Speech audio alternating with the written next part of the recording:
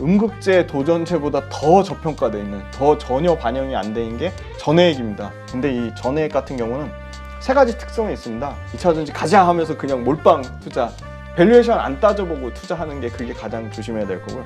LFP 배터리를 쓰는 게 태생적으로 좀 한계가 있을 수밖에 없다.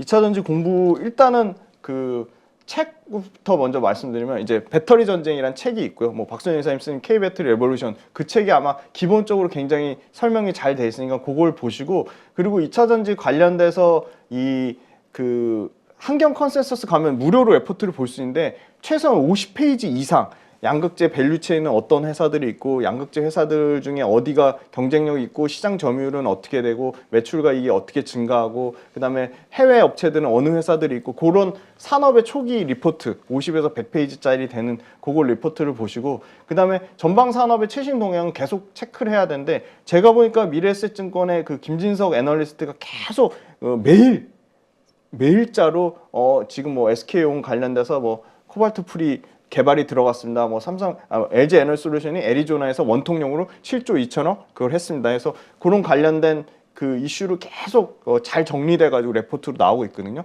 그 레포트도 참고를 하시고, 그리고 그 뉴스 관련돼서는 사실 제일 공신력 있게 보는 거는 리서치 기관 SNE 리서치가 있습니다. 네이버에 SNE, 영어로 SNE 리서치를 치시면 SNE 리서치 관련된 기사거리가 쫙 뜹니다. 최소한 그거를 한 6개월에서 1년치 정도는 모니터링을 좀 하시면 좋을 것 같고, 그 다음에 뭐 저도 2차전지 관련돼서 워낙 진심이기 때문에 2차전지 관련된 개별 종목들을 아주 자세히 그 훈훈한 주식 유튜브 채널에 소개를 해놓고 있습니다. 그리고 8.15 모니터에도 2차전지 관련돼서 얘기하시는 분들이 논리적인 근거가 맞는지 그거를 좀 한번 체크를 해보시면 좋을 것 같습니다. 일단은 제가 확인하면, 저도 엔지니어 출신이지만 LFP 배터리를 만드는 게 기술적으로 난이도가 높은 건 절대 아닙니다.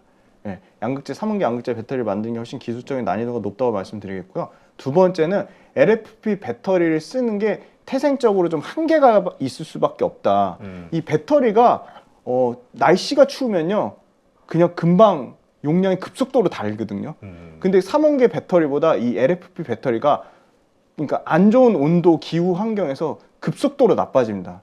그러니까 그렇잖아도 LFP가 삼원계 배터리에 비해서 주행거리도 딸리고 에너지 용량도 딸리는데, 삼원계 배터리보다 이 기후 환경이 나쁜 데서, 그래서 LFP를 탈 거면 저용량의 이 날씨가 따뜻한 동남아 이런 지역에서 한정적으로 탈 수밖에 없다, 그런 얘기가 여전히 계속 팩트 체크가 되고 있고요. 그래서 LFP가 사실 뭐 싼 측면으로 말씀드려도 하이니켈 비중이, 왜 하이니켈 비중이 높이는 거는 코발트 비중을 줄이는 건데, 코발트가 여전히 리튬보다 더 비싸요. 근데 코발트 비중을 낮추고 니켈 비중을 높임으로써 에너지 밀도 올리는 측면도 있지만, 이 소위 말하는 전비라고 하죠. 전비를 굉장히 좋게 만드는 구조가 있거든요. 그래서 하이니켈 되면은 삼원계 양극재가 LFP보다 무조건 비싼 건 아니다. 근데 같은 LFP 배터리를 우리나라가 만드는 거랑 중국이랑 만드는 거랑 게임이 안 되죠.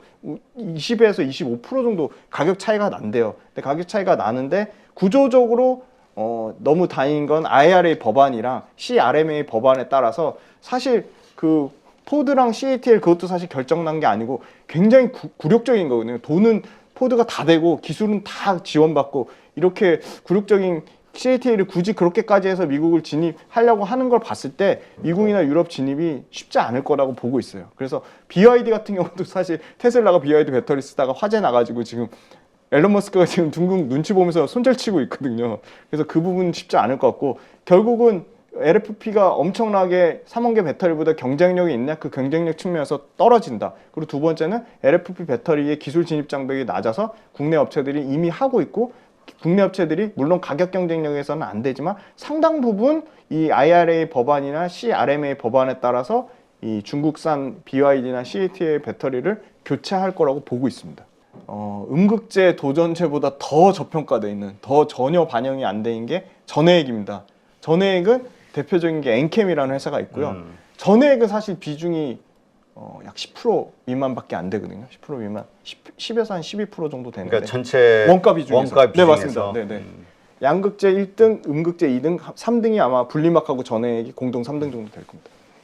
근데 이 전해액 같은 경우는 세 가지 특성이 있습니다.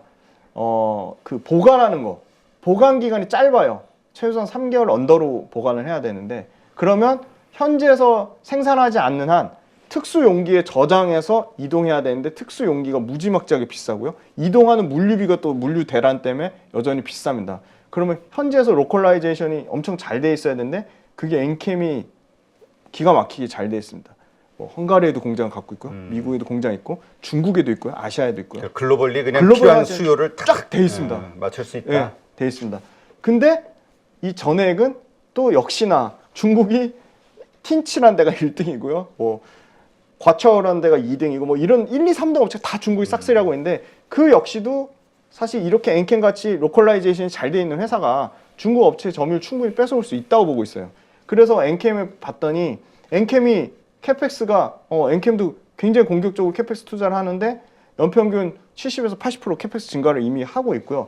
그게 아주 주력으로 과거에 중국하고 아시아에서만 캐펙스를 늘렸다면 지금 북미하고 유럽에서 이미 캐펙스, 헝가리 공장인가 지금 캐펙스를 늘리고 있습니다. 그래서 그 부분 관련돼서 이 수혜를 받을 수밖에 없고, 엔캠 같은 경우도 주력은 SK온 이렇게 얘기를 하는데 삼성 SDI하고 LG 에너지솔루션이 얼마든지 납품 가능성이 있다고 지금 보고 있습니다. 그래서 엔캠 같은 경우는 전해액 업체 중에 너무 저평가되어 있고요. 엔캠이 지금 사실 올해 같은 경우가 실적 증가율이 어느 정도 나오냐면요, 작년에 5,400억대 매출이면 올해는 한 9,800에서 1조를 보고 있고요. 거의 더블 가까이 두 배 보고 있습니다. 내년에는 내년에도 2조 가까이 지금 예상을 하고 있거든요. 이거는 굉장히 시장 침투율, 그러니까 중국 거를 뺏어오지 않는다는, 굉장히 보수적으로 잡았을 때 얘기고요. 그 다음에 올해 같은 경우가 이 회사는 사실 작년에 150억 정도 이익 났다면 지금 한 280억에서 한 320억까지 추정치가 지금 돼 있고요.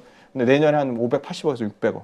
그러니까 2025년까지도 매출과 이익은 한 80에서 100%까지 성장을 예상하고 있는데, PER 기준으로는 20배가 안 됩니다, 지금. 올해 PER 기준으로.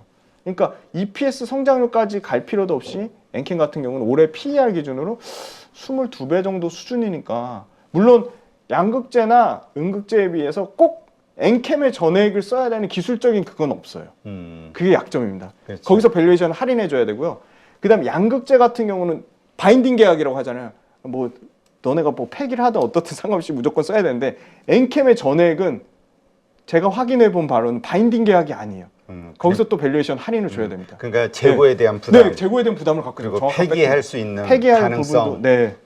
그래서 그런 부분에 밸류에이션 할인을 준다고 치면 아주 보수적으로 잡아도 30% 할인을 줘야 되는데, 지금 시가총액이 1조가 안 되거든요. 9천억대 후반 시총이면, 아니 양극재 업체는 지금 10조대, 20조대 시총인데 그거에 지금 10분의 1 정도 밸류는 너무 양극재 업체가 비싸거나, 아니면 엔캠 같은 전액이나 그 첨보 같은 첨가제 업체가 너무 싸거나, 그런데 저는 이 싼 쪽이 더 맞다고 보고 있습니다. 근데 양극재만 쓸 수는 없잖아요. 그러니까 다 음극재 전액이 골고루 갈 건데, 성장률이나 상승의 속도는 차이가 있을지언정 이런 회사들 같이 끌고 갈 수밖에 없다고 보고 있습니다. 왜냐하면 회사가 몇 개 없어요, 전액 만드는 회사가.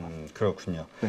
조심해야 될 거는 주가가 너무 많이 올라서 2차전지 가자 하면서 그냥 몰빵 투자, 밸류에이션 안 따져보고 투자하는 게, 그게 가장 조심해야 될 거고요. 두 번째는 철저하게 숫자에 집중하자. 매출과 이익이 꺾이는지, 전기차 침투율이 과도하게 올라왔는지, 캐펙스 증가율이 둔화됐는지, 그걸 체크하셔야 되는데, 팩트도 정확하게 체크 안 하지. LFP 배터리 중국 오면은 우리나라 그 LG엔솔이나 삼성 SDI 배터리 점유율 뺏기는 거 아니야? 그런 억측이나 노이즈, 그다음에 예를 들어 과도하게 중국이 올라오면, 아직 제가 확인해 본 바로는 최소한 2년에서 3년의 기술 경쟁력, 배터리 셀 마찬가지고 양극재 마찬가지입니다. 배터리 셀이나 양극재 모두 소재단까지도 기술 경쟁력, 기술 진입 장벽의 차이가 분명히 존재하는데, 이런 단기적인 이슈나 노이즈 때문에 그런 거에 좀 이렇게 멘탈이 흔들리시는 그런 부분이 좀 경계해야 될 것 같고요. 두 번째는 2차전지 관련돼서 아까 말씀드린 양극재 같은 경우는 수출 데이터가 나오고요. 그 다음에 월별로 집계되는 전기차 판매량이 있습니다. 네. 너무 심플하게 확인이 다 됩니다. 북미하고 유럽의 판매율이 얼마나 늘어났는지, 북미하고 유럽에서 테슬라의 점유율은 어떻게 되는지, 저는 안타까운 게 우리나라 2차 전지 회사들 투자하는 거 그래도 지금 그래도 박 이사님 열심히 막 엄청나게 알리셔가지고 들어왔는데 그럼에도 불구하고 테슬라에 20조가 들어가 있다잖아요. 그러니까 그거의 물량의 일부만 아마 2차 전지에 수급이 들어와도 아마 여기서 최소한 뭐 2배 이상은 더 가지 않을까 그렇게 보고 있습니다. 네.